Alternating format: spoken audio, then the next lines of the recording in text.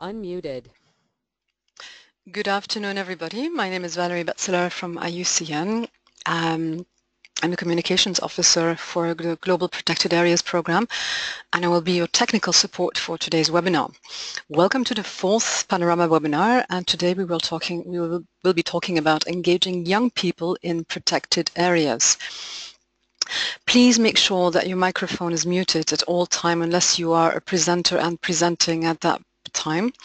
If you have any questions or any suggestions, please you can write me in the chat box, which you can detach from the GoToMeeting box, expand, and you can write just to the organizers or to everyone. We will address the questions at the end of the webinar. Hopefully we can address all the questions. Please do not address your questions to the presenter specifically, because then everybody else might miss out on the answers, which might interest them. If you're experiencing any kind of technical issues, please write just to me. At the bottom it says to everyone or just to Valerie what your problem is, or you can connect to me over Skype. My name is Valerie Batzeler. It's in the chat box already in capitals. I wish you a beautiful webinar, and over to Marie Fishburne. Muted. Thank you, Valerie, and welcome everyone also from my side. Thank you very much for your interest in today's webinar. My name is Marie Fishburne. I work for IUCN's Global Protected Areas program as well, and I coordinate the Panorama initiative for IUCN. This is our fourth Panorama webinar, and we are co-hosting this session with the Young Professionals group of the IUCN World Commission on Protected Areas. Let me just give you a quick overview of today's agenda. We will start with a brief introduction to the Panorama initiative itself, and we'll then hear from Maria Sole Bianco, who represents the Young Professionals group of WCPA, of the Commission today, and hear her perspective on the importance of engaging young people in protected areas, and she'll also briefly introduce the group itself to us. After that, we have presentations on 3 inspiring protected area solutions from 3 different countries. So we'll hear from Daniela Benavides from Peru, from Sharu Bajika from India, and from Juliana Fukuda from Brazil. And in the very end, we have some time to address your questions and pass them on to the presenters. So please, at any time during the webinar, when you have a question or comment on any of the presentations, just type it into the chat box and send it to everyone, as Valerie explained. And we'll be collecting these questions throughout the webinar and address them in the end. So a few words about the Panorama initiative. The Panorama is really about focusing on what works. So it's an initiative that is currently led by IUCN and GIZ to facilitate the collation, the documentation, and the sharing of solutions for conservation and sustainable natural resource use. And in IUCN in particular, we focus on protected area solutions, but we're looking to expand that to other themes as well.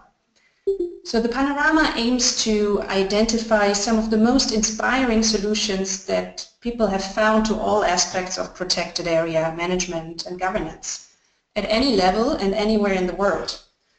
And the aim behind all of that is to facilitate the replication of these solutions, so the reapplication of solutions by other protected area practitioners, planners, policymakers, etc.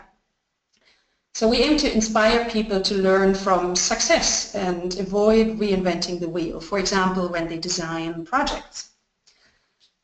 But it's also about providing recognition to the solution providers for the good work that they have been leading and give visibility to that good work on a global platform. On this slide you can see the logos of just a few of the organizations and institutions that have already contributed solutions to the Panorama. And you can see that it's a very diverse group. Some of these organizations don't even have a logo, like these guys at the bottom, the Laruru Land Conference of Tribal Community from the Solomon Islands. So it's really very open and inclusive. Anyone, a large or small NGO, research institution, community groups, park agencies, etc., can contribute their solution as long as it meets a few very simple criteria. And our role is really just to provide the platform for sharing and for exchange around these solutions. So I'd like to very briefly explain the format for documenting solutions, and this quote at the top explains it quite well. Good ideas are built out of a collection of existing parts. Stephen Johnson said that. He's an American writer. So that really illustrates the concept. We aim to identify and describe the existing parts, the replicable building blocks that made a solution successful. So the building blocks are the methods or steps or tools that were really essential for making something work. And if you look at the little boat here, then the building blocks wouldn't be all the parts that make up the boat, but just the ones that are essential for making it float. And you'll hear some examples of what building blocks of solutions are in the presentations later on. And once that is done, another practitioner can come in and recombine and adapt these building blocks, use the ones that seem applicable to his or her own challenge in another context and another place. So, for example, a component of an approach that worked in Madagascar could also work in South Africa or even in Vietnam if it's maybe a particular way of engaging stakeholders around a protected area. That's really transferable. So the solutions are being seen as modular case studies, toolboxes, rather than proof point, solid best practices. And through the Panorama, we share and promote the solutions in a variety of ways, for example, through communications activities like this webinar, social media, newsletter, etc. But we also bring people together for face-to-face meetings, regional forums, trainings, in order to allow them to discuss in person. And finally, we have developed an online platform to reach the global community and make these solutions accessible online. And you might have seen the prototype version of that online platform already. Here's a screenshot, panorama.solutions. And this site has been online since late 2014. It currently has more than 150 protected area solutions online. And we're now developing a much more sophisticated new web platform for the Panorama, which also will no longer be limited to protected area solutions only, but it will have thematic portals on different themes, including protected areas. So the idea here is really to facilitate cross-sectoral learning and exchange beyond thematic silos. And this new Panorama web platform will be launched at the upcoming IUCN World Conservation Congress in September, so look out for it. So this, in a nutshell, is the Panorama, and I'm now going to hand over to Maria Sole Bianco. She's from Italy, and she is leadingly involved with the Young Professionals Group of the World Commission on Protected Areas, and also co-chairs the Marine Young Professional Group within the Commission. So, Maria Sole. Hello. Hello, everyone. And I'm going to show you a presentation from my computer because you're dialing in through the phone, right? Great. So thank you very much, Marie, for the introduction. I'm very happy to represent the Young Professional Group of the World Commission on Protected Area today and tell you a little bit more about what we do as a group. So in this beautiful picture you see some of us in a gathering at the Blue Mountain, a capacity building workshop that we did before World Parks Congress.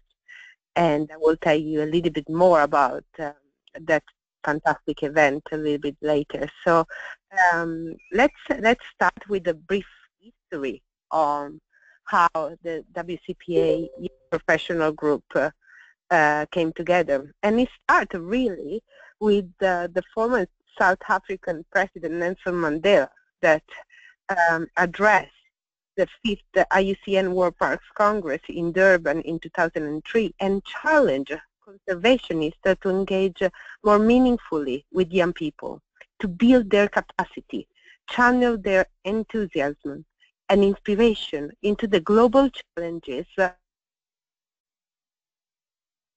And so he was already forward-looking and say, safeguarding its most beautiful and inspiring places while representing and building social equity. So the role, the potential role that young professionals and youth could play was already very well highlighted in 2003. And so as part of WCPA and IUCN effort to increase membership by young people and to support young people's contribution to the work of the Commission, but also IUCN, the Young Professional Group or network was established. In reality, the Young Professional Network is a communication hub for WCPA, so Work Commission on Protected Area members, and young protected leaders that we define being under 35 years old. So let's go a little bit more into the details and define what the Young Professional Group is.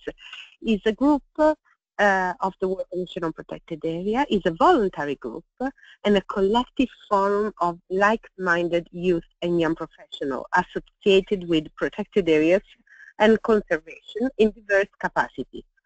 The membership of the group is on the basis of voluntary interest and also a relevant experience in relation to protected areas, as well as an important part of a willingness to assist in a voluntary capacity in the work that WCPA carries out.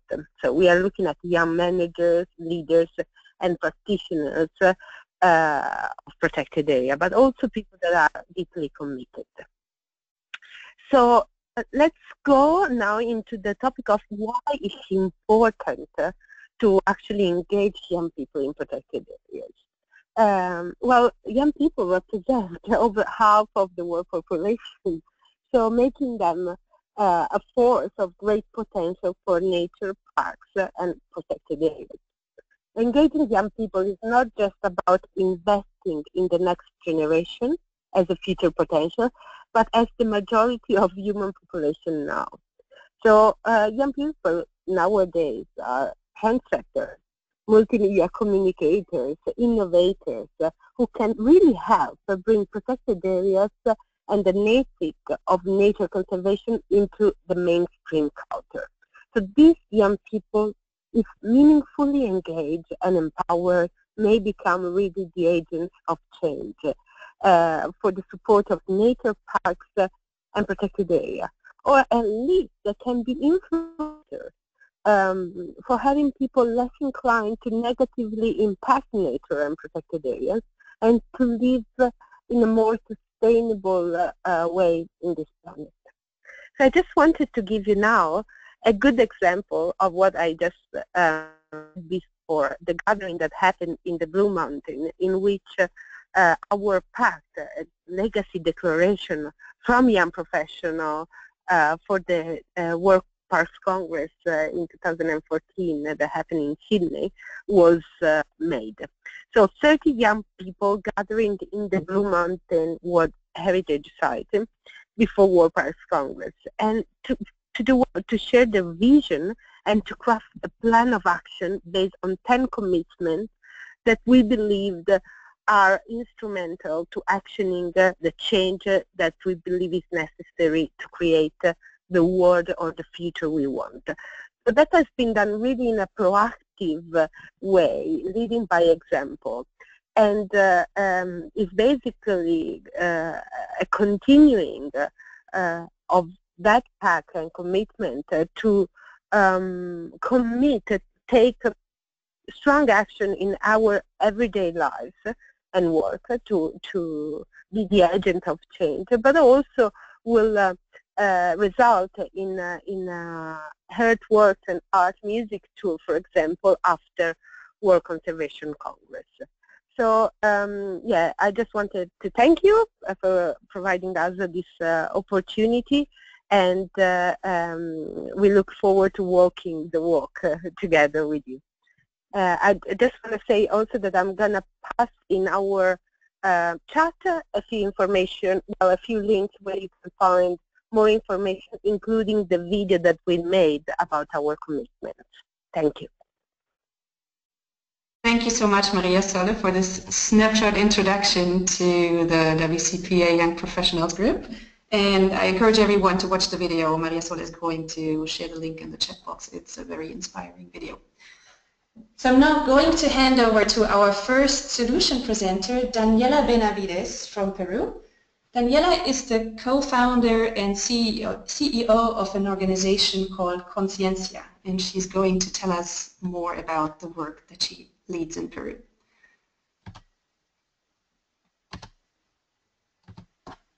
Okay, Daniela, over to you. Hi. 1 second. I'll be up and running in a second. Oops. Hi. Can everybody hear me okay? I hope so. So hi, and thank you for having me here to share our experience working in a few coastal communities in Peru. I just want to give a shout out for Panorama. I really believe in the concept, and similarly, we've used a lot of building blocks that actually came from industry design, and it's been really successful. And another shout out to the WCPA Young Professional Groups. Being part of that capacity development workshop was one of the most empowering and just gave a lot of resources to kind of continue with conservation work. So I think that's a really great project. So without further ado, I'll get into what we've done with Conciencia. So just keep in mind that we work in some protected areas and some are not protected areas. But a lot of the coast of Peru is in the project of getting protected. But what we would like is to have community-based protected areas and conservation, because that seems to be the most successful model. And that begins with pro-conservation behavior that just an astounding amount of research will show that time in nature, especially pleasurable play, and of course education, is our highest factor to correlate to pro-conservation attitudes. So Conciencia is it's a platform, and we work with a great variety of professionals. I think we have about 90 total contributors that have either been with us for years or even for one camp, which are usually 5 weeks, or we also have the option to for professionals to come and join us for a week or a few days, and that really makes it accessible to a wide variety of people who want to contribute to making these amazing nature experiences for very young people. So Conciencia is a traveling camp that addresses the problem of disconnection from nature in recently populated coastal locations. So a little bit about the context. So let's talk about fishing and migration in Lima. So small-scale fishing employs 80% of job seekers on the coast of Peru. The data is not very current, but from 1995 to 2005, the number of fishermen increased by 34% and the number of vessels by 54%. So I think in the last 10 years it probably increased. That's because of a lot of migration to the coast, and also because it's something that you can go into without a lot of skills. Now, so we have newly populated communities and environmental education, as I experienced it early.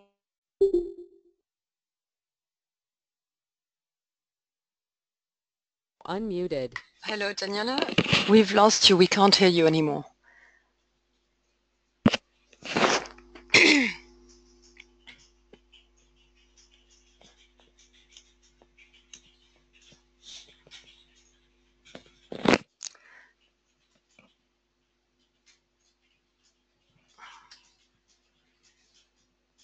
Daniela, if you can hear me, can you check your sound settings, your audio settings, please?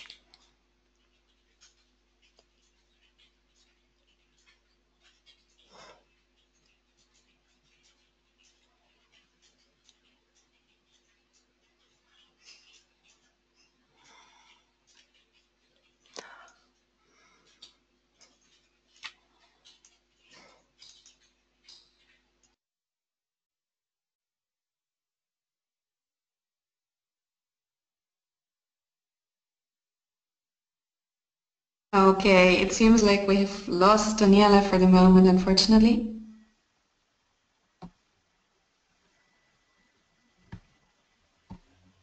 Yep, it seems like she's not coming back so quickly. That's a shame, but we'll just perhaps take the second presentation then now, and we hope that Daniela will be able to sort out her audio and we can continue with the rest of her presentation after the one we're going to hear now. So Valerie, perhaps you can help her to try and get the audio sorted in the meantime. So I would just like to ask Shardul if he is ready to talk next. Shardul, can you hear me? Yes, I can. Okay, great. So if that's all right, we're going to continue with your presentation for the moment. Thanks for being a bit flexible. So Shardul Bajika from India is a naturalist and researcher with the Sanjay Gandhi National Park in Mumbai, and he's going to tell us about the work he has initiated in the park. So Shardul, I am just going to make you the presenter so that we can see your presentation.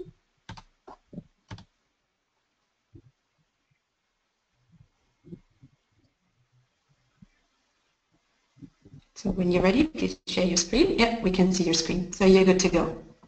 Over to you. Good evening from India, and it's always nice to reconnect with all of you out there wanting to defend nature. So I am from Mumbai, a naturalist, and Sanjay Gandhi National Park for me is like my backyard. I've spent a long time in this place, and one of the reasons why I started working with the park was what we are seeing is a lack of public awareness and education about Sanjay Gandhi National Park, its core values among the population of Mumbai. So we come to the context, a large financial capital of India, that's what Mumbai is, and the park is, as you can see in the map, it's surrounded by about 16 plus million people, and one of the major factors or one of the prime importance of this national park, of this wilderness area, is that it supplies drinking water to Mumbai city. It's one of the three protected areas from where Mumbai or Bombay city, as everybody knows it, gets their drinking water from. But like I put before, it's the lack of public awareness, which translates into little political will, nobody wanting to protect the park, nobody caring about it, and the general apathy that is associated with protected areas. It's not something which is specific to India, but I see it almost everywhere. But yes, we have to address this problem. So what I did was, after some deliberation within myself and talking to the management of Sanjay Gandhi National Park, which is the government of Maharashtra, or the government of India on the larger picture, I engage with them to find out what is their objective, what do they want to do, and where I can pitch in, where I can help them in doing or achieving those particular objectives. It's very important to fit in what, try to fit in what you want to do with the mandate or the objective of the PA management, and that increases the opportunity for collaboration. And one of the major factors what I would like to put is basically, this is a government agency, and as all government agencies are, they are very rigid. So we have to demonstrate, show them a picture, a larger picture, where we can lead up to. So we started this outreach program with one of the most basic blog, that is creating a logo for Sanjay Gandhi National Park. Some of my designer friends came in handy. They helped to put together, create an identity, a pictorial identity for Sanjay Gandhi National Park. From that we worked on to create a website, a decent enough website from where information can be dissipated, from where anybody who wants authentic information for Sanjay Gandhi National Park can come. This is the screen grab of the website. We also went into the social media with the Facebook page, which I manage on the back end, and this is now about 2 years old, the Facebook page, and we are having a decent enough following. This Facebook page is something which is we use for all our communications when it is about going out to people, engaging. The posts that are here are mainly about, you know, little factoids of nature, something that everybody can have in their desktop when they are out of Sanjay Gandhi National Park or anywhere in the world. And also the events and all the actions and all the happenings that are centered around Sanjay Gandhi National Park. So this is a very, very active page. We also went into some publications. What you see on the right, where I'm moving my cursor, is an 8-fold booklet that is given free to everybody who buys an entry ticket into Sanjay Gandhi National Park. It is made in a decent quality so that people won't want to throw it away. At the same time, it is also in regional languages. And at the same time, we also started making booklets about the various aspects of the biodiversity of Sanjay Gandhi National Park. The butterfly booklet is what is ready and it's already out. So with this basic groundwork, we started building upon an awareness campaign and outreach program. Again, one of the most important things that we need to look at is how do we use the different aspects of Sanjay Gandhi National Park, or any forest for that, or any ecosystem for that matter. What we have is a forest, biodiversity, you know, public health, there is a cave complex in Sanjay Gandhi National Park, a 2,000-year-old cave complex. So all these different factors are something that we want to work together and engage people with. So we decide, and all the programs and all the modes that we are using is designed with keeping young people in mind, you know, so that the major, as you know, the largest demography of India's population is the youth, and that's where a lot of our solutions lie. You know, we don't need to say that separately. So everything that we do is looking to get the young people into the park and give them an ice breaking about the park, give them an introduction to the park, and nature will do its job of winning over their hearts, winning over their minds. That's what I firmly believe in.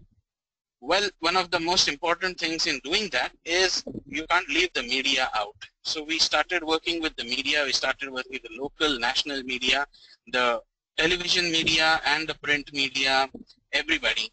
Get them involved, work with them, get them on your side so that they can do a lot of relaying of your publicity. And it has worked fabulously for us here. To tell all of you, there has not been a single week in the last 2 years when Sanjay Gandhi National Park has not been in the media, for the good or the bad reasons. You know. So these are the different programs that we conducted. Again, looking at it, it's the culture, it's photography, it's adventure sports, it's biodiversity. You know, it's everything. Topic-based workshops, all of them organized in the last 1.5 odd years. Again, youth is the major target of this, but these programs are flexible and versatile enough that a senior person can, or a child at the same time, can be engaged into it. Now that also depends upon the person who is conducting these programs. Okay, so that's what is another important building block.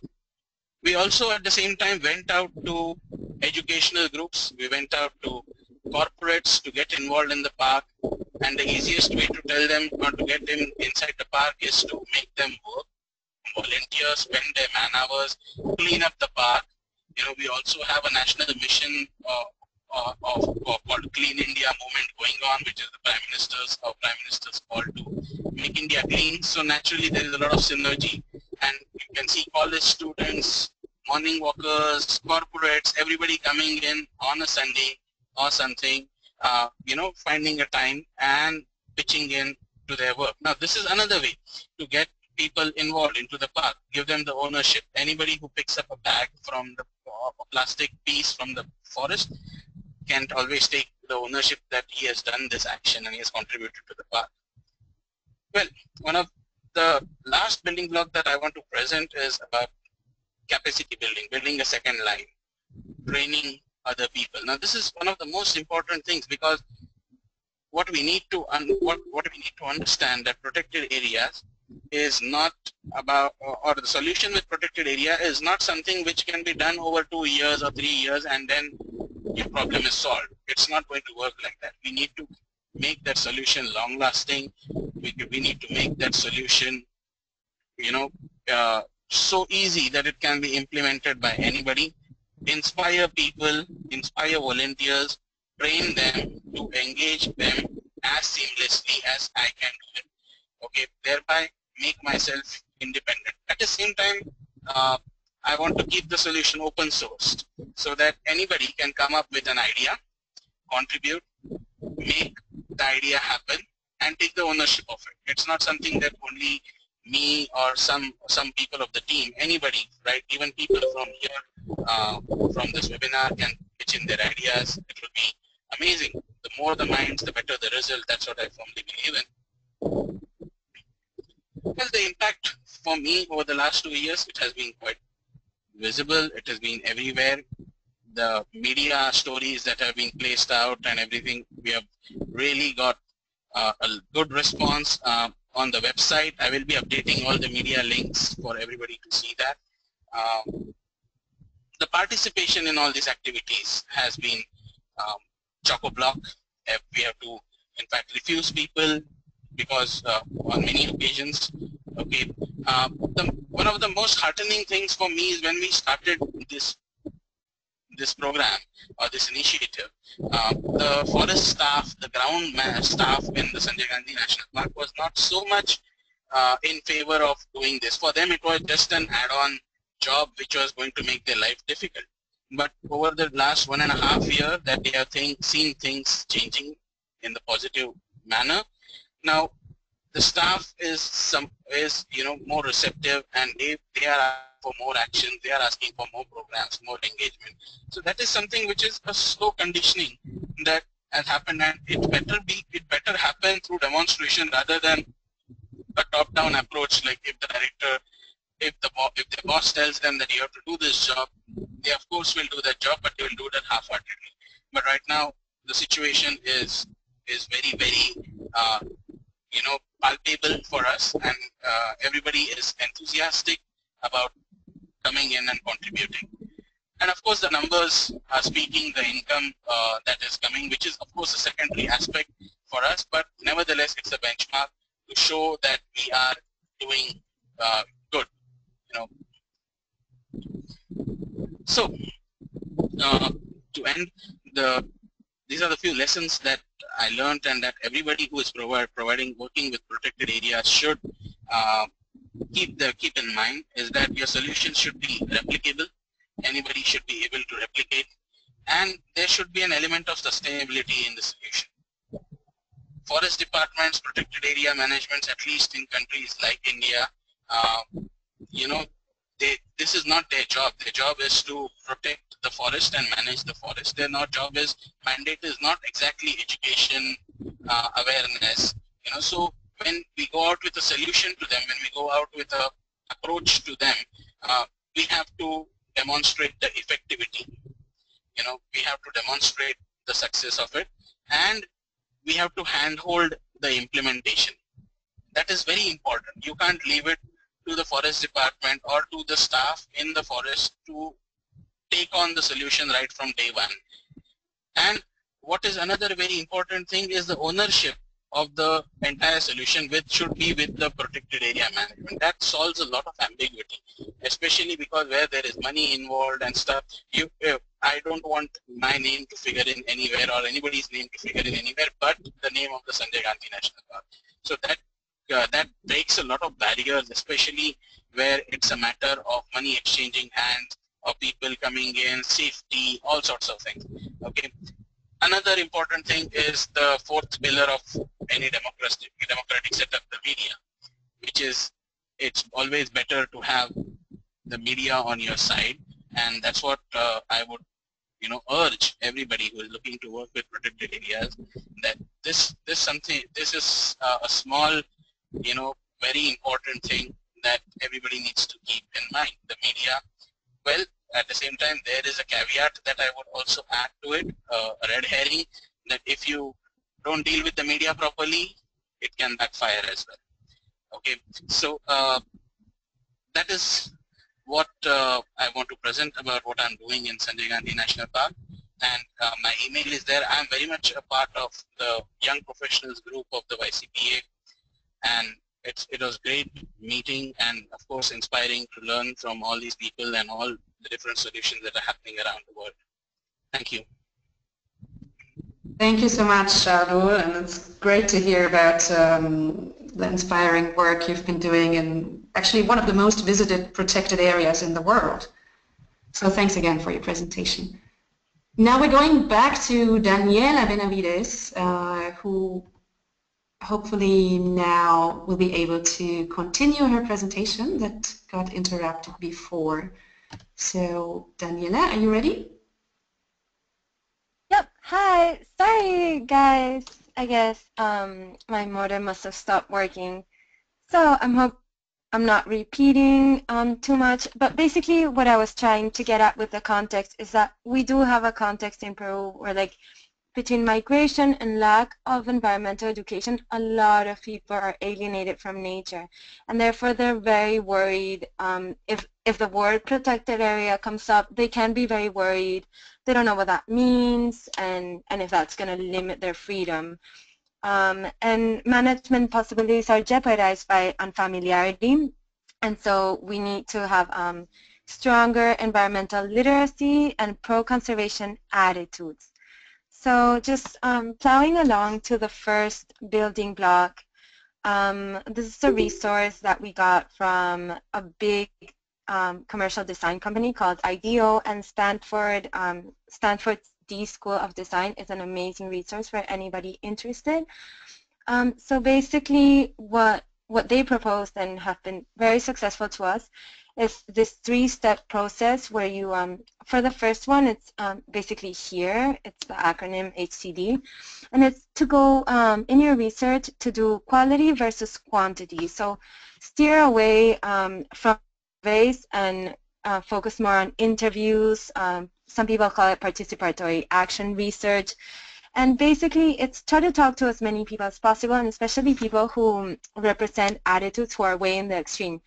Say somebody who's very pro-conservation, or somebody who's very anti-conservation, or doesn't like to spend time in nature, because getting to know them and why they have these particular viewpoints is going to be very telling of what factors are in the mix. And then create. So the process that we follow is to prototype fast and cheap. What are we prototyping? We're prototyping educational lessons that we can then give over as legacy to local schools, and also things with entertainment value. So we have a lot of like family fun days in nature, whether it be protected areas or not protected areas. And then deliver. So okay, we hash this out with our teams that I'll talk to in a little bit. And then we test them out. So instead of like going back and writing this whole manual and wasting time and money, what we do is just test them out right off the bat and then kind of correct as we see fit. So we test it, we kind of go back to hearing, we incorporate that, and that has allowed us to have really, really successful activities in nature and really get a lot of people involved in nature that weren't before. So plowing along, multidisciplinary teams are a big part of the equation, because each kind of like different, whether it be a professional or a local or a fisherman or a surfer or a parent or somebody really fancy from out of town, they each are going to give us a different viewpoint and also different ideas for activities. And we've had a lot of great experiences working with architects, photographers, musicians, and surfers, fishermen, and just kind of having everybody collaborate and create really amazing experiences. And part of the enabling kind of things is to really create a collaborative atmosphere where everybody's really contributing to creating something new. I think that's very attractive, especially to young professionals versus kind of going and volunteering in just any capacity. If you give them the offer, okay, come and contribute your specific talent, which is quite unique. That's very attractive. it doesn't hurt that we're working in locations that are so biodiverse and beautiful that we just have a lot of attraction power for people to really join us in this nature activities. The next building block I'm going to talk about is to really emphasize on student-driven learning, which really makes our job easy because it takes the guesswork out of the equation. So what we do is we kind of bring students out to natural areas and kind of follow their interest, and we kind of, I guess, Daniela. Yeah? Daniela, it's Marie. I'm sorry to interrupt you, but just 2 quick points. Firstly, we can't see your next slide. We still see the one on multidisciplinary teams. Can you try to advance your slide once again? Student-driven learning is just below in white. Right, I'm sorry. Like never mind. There. Okay, never mind. And second point, we're a little bit late on time because of the technical glitches, so if you could just try to speed up a little bit so we have enough last presentation and some of the questions. Thank you. Of course. Okay, moving on. Crowdsourced knowledge is just kind of go to the people, to different kind of members of the community and allow them to participate in creating activities. And some of the enabling factors for this is that we convene in public spaces which are in the view of all the community, and so it's an open door policy, and that has been like people can be very shy at first but then start to come in and to participate and to contribute ideas. And of course you always need to be welcoming, because one time that you reject somebody and it's not going to come again. The impact, I'll just breeze through it. It's been good. I think we don't have the kind of like strict research tradition as we do more in the West, in Latin countries. But from what we've been able to measure through external, it's all kids basically gain a lot of understanding of ecological concepts and their behavior changes. You guys can see more going into Panorama. And the reflections are that private organizations can innovate, but we really do need government, whether it be PA management or education ministries, to really scale solutions. And then the other thing is, if we want to make these solutions and PA kind of involve more education, then we really need to be solving a problem for teachers and not creating new ones. Lessons in public spaces goes back to what I was just saying, and always treat everybody with respect, and that way you'll always have a lot of input and a lot of collaborators. Thank you very much. Please email me for any questions. Thank you so much, Daniela. As Daniela mentioned, the detailed case studies about all the 3 solutions that are being presented today and many, many other protected area solutions can be found on the Panorama web platform. So please go there for more information about these examples. And now going to our presenter from Brazil, Juliana Cristina Fucura, is an environmental analyst at the Chico Mendes Biodiversity Institute. Juliana, over to you. Hello, can you hear me? Yes, we hear you. Yeah? Okay. So, hello everyone. Thanks for the invitation and thanks everyone who's attending the session. The solution to be presented here. Okay. Can you share your screen?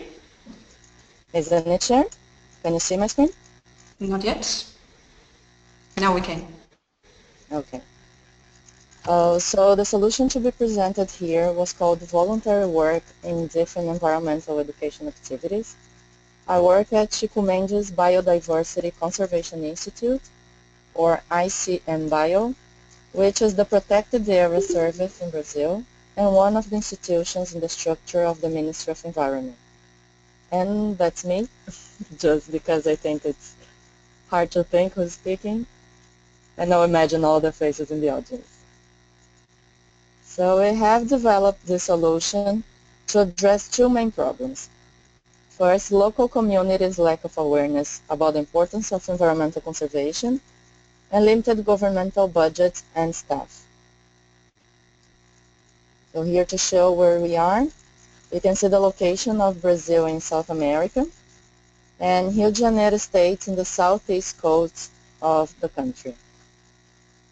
In Rio de Janeiro State, you can see around Guanabara Bay, the state capital, Rio de Janeiro, and its metropolitan region. And in the larger map, we can see Guapimirim Environmental Protected Area, which limits are in yellow. It's an IUCN Category 6 and was established in 1984. Guanabara Ecological Station, which limits are in red, is an IUCN Category 1A and was established in 2006. They are located in the northeast part of the bay. Well, in one hand, Brazil is a country that has just recently reached the middle income level, but public budget for protected area implementation is still low. On the other hand, due to rising educational opportunities, volunteering culture has become more usual, but is not common yet. National census made in 2010 show that only 7% of young people are volunteers in anything. A national legal framework for volunteering has been built in the last 20 years. These two protected areas are located in the 12 million people Rio de Janeiro metropolitan region. Therefore, we have a very challenging duty to protect the area.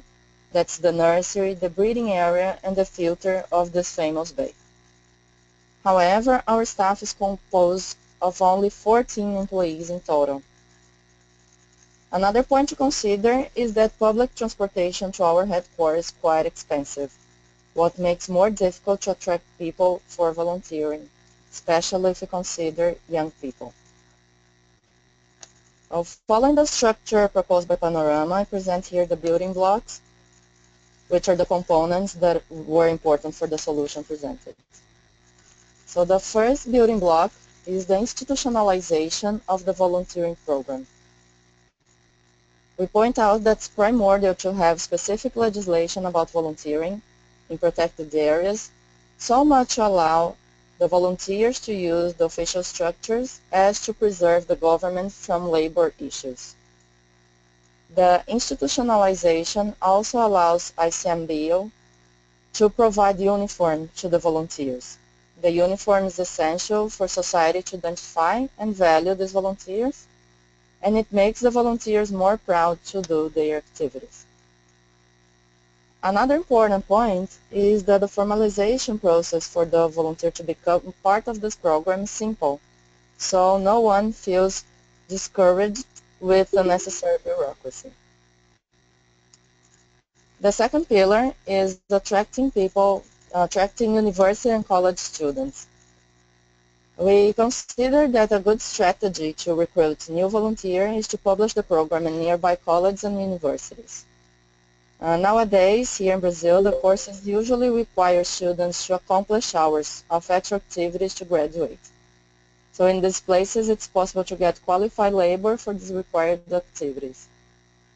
Every year, we have been receiving students who have been essential for the development of environmental education projects and open events that we're going to see in the next building blocks.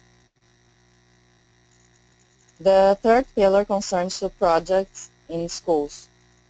There are two main projects that have been developed by volunteers. The first is the Citizen Education Project, which has been developed in 4 classrooms of elementary level. There were 96 students that are generally from families of fishermen and crab catchers. The goal was to awaken those young people to the idea of healthy environment as part of their rights. The other project is named Guapimirim Environmental Protected Area Goes to School. It has been developed in 46 schools that are within or very close to this protected area. Around 6,000 students from kindergarten to high school participate in the activities of this project. The aim is to aware the students about the importance of the conservation of these protected areas and the local ecosystems. The fourth pillar is developing projects in local communities. We considered that environmental education is much more effective when the public is the same for some time.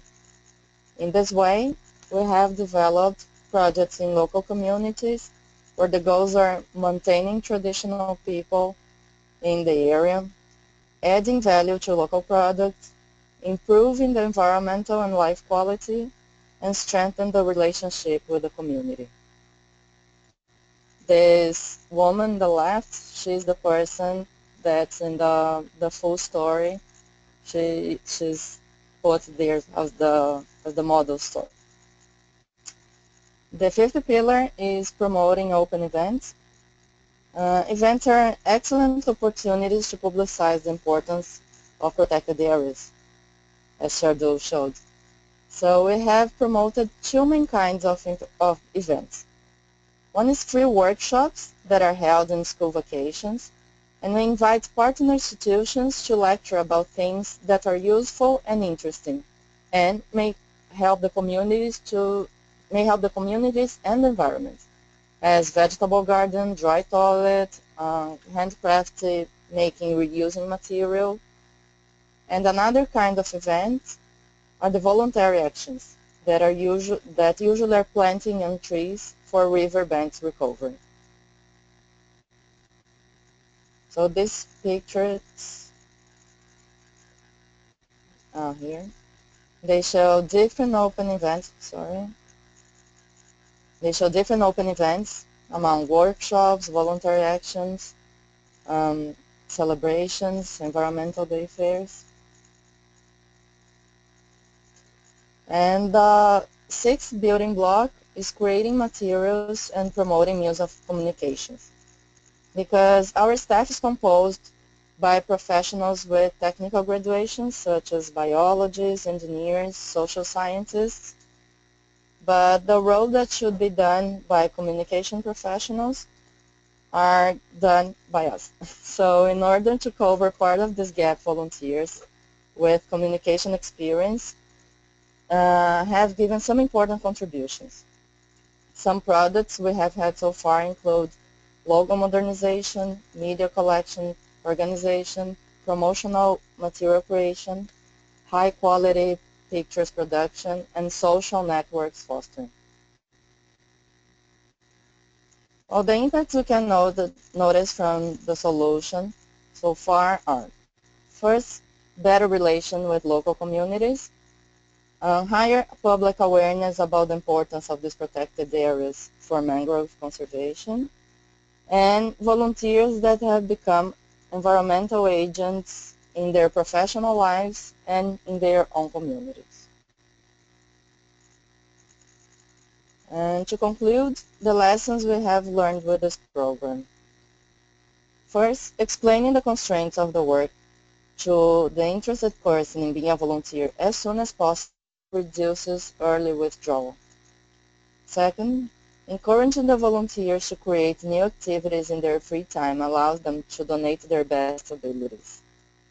Third, stimulating the use of social networks for all the volunteers make them feel closer to each other and more cheerful for the work. Fourth, promoting regular meetings with the volunteers is essential to check how work is being done and to motivate the group. And volunteer training is more effective when a new group is called before the previous leaves, because then these more experienced volunteers can transmit to the new ones their own hints and ideas about the projects.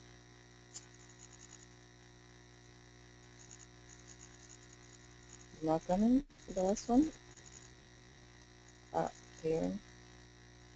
So thank you. These are our contacts. Feel free to ask or to get in contact. Thank you. Thank you so much, Juliana, for this really interesting and concise presentation. So I'm now going to pass to Valerie for sharing some of the questions that we have received. Thank you, Marie. Thank you, everyone, for these very interesting presentations. We have a few questions, and I'll start with a question for Daniela by Katura. He says, great presentation. I think we can all agree. He's asking whether you have examples of the activities that you provide during the traveling camps. Is that available online? And he would love to see what the campers are exposed to. Over to you, Daniela. Hi, thank you so much, Katura, for your question. Yeah, so our lesson plans are in English. Okay, Daniela, we can't hear you very well. You appear to have disconnected, to have been disconnected sound-wise. Daniela, can you hear me now? Yes, now we can hear you. Go ahead. You can? Okay, I was just saying that Katura can email me directly, or we have an option on our website that says if you want to see our lesson plans, just email us, and I will just have you have your contact and send it to you in English or Spanish or Vietnamese. Yep. Thank you, Daniela. So the information is available online for everyone else who would like to have more information about this. Now, we'll go over to Shardul for a few questions. So Daniela is asking, he says 30,000 is amazing, Shardul. How much money did you have to invest in social media campaign, and did you have dedicated personnel? If so, how many, and how did you develop a communication plan? Shardul, over to you. Yes, so, 30,000, Daniela, compared to the population of Mumbai, the greater Mumbai region, which is about 20 million people, is not really amazing. And we have been able to achieve this with basically a sustained presence and not really any investment on social media. But of course, now we feel that Facebook won't allow us, the way their marketing goes on, they won't allow us to go beyond this figure unless we invest or unless we pay them money. But yes, right now, as of now, there's hardly any money that has gone into this campaign. And the dedicated, we did have a dedicated person over there, and it was me. So who was doing everything and who is doing everything right now. And the communication plan was something which we, I used to work with the park previously on a sporadic basis, which I'm consolidating and working with them to make them do the things rather than I do the things every single time. So that is what my plan is. Again, the communication plan that I keep out is simple. We have too many languages to handle in India, and we try to go out in as as common or as least majorly accepted language as possible, and reach out to people. The same thing, the same approach we keep with the media. So it's very important for us to tap the vernacular media and not only the English media here, and we have been able to do that. But again, it's not just that we have been able to do that, but because Sanjay Gandhi National Park is right there in Mumbai city, and everybody who stays in Mumbai is at least aware of this place, in the sense that you can go there for a Sunday picnic or something. So there are a lot of people who especially there are good friends within the media who understand that this park needs to be protected, and yeah, that's what makes the solution easier. But again, like I said, when you deal with the media, it is very important that you have to be very careful with what you talk to them, and there has to be no forward agendas and stuff. So otherwise, the media is like a double-edged sword. Thank you, Shardul. I have two more questions for you. If you can answer them in 30 seconds, that would be really fast because people are leaving already. So we really need to wrap up. Very quickly, how do you go about funding these events and finding volunteers for all your programs? This is a question from Katura. Like this is what when you work with the Forest Department, which is a government agency, the funding issue is automatically taken care of.